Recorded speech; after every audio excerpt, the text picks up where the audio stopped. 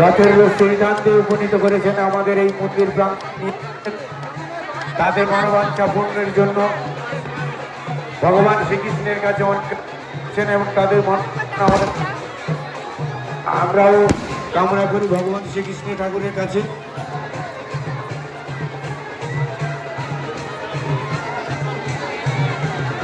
আচ্ছা, জাম্পিং এর ওদিকে আগুন যাচ্ছে,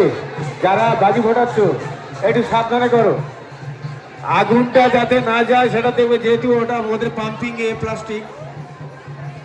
2-3 জায়গায় কিন্তু পুড়ে গেছে অলরেডি, তাই ওরা কিন্তু এসে জানিয়ে গেল আতশবাজি যারা ফাটাচ্ছ তাদের